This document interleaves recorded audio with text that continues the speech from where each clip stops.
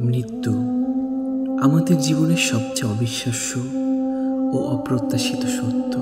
একদিন সেই মানুষটি যাকে আমরা সবসময় পাশে ভেবেছি হঠাৎ করে আমাদের থেকে দূরে চলে যায়।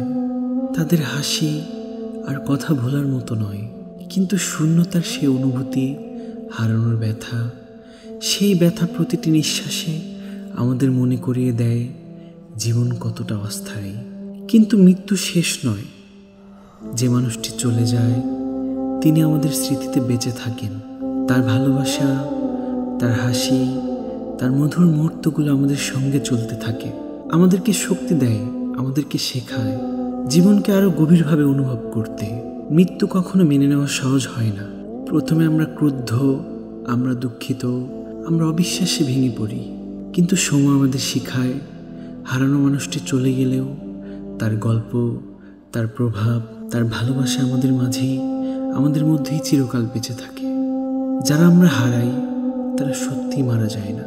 তাদের স্মৃতি আমাদের চোখে, হৃদয়ে, মনে প্রতিদিন নতুনভাবে জন্ম নেয়। আমাদের হাসি, আমাদের কান্না, আমাদের স্বপ্নের প্রতিটি মুহূর্তে তারা সঙ্গে থাকে।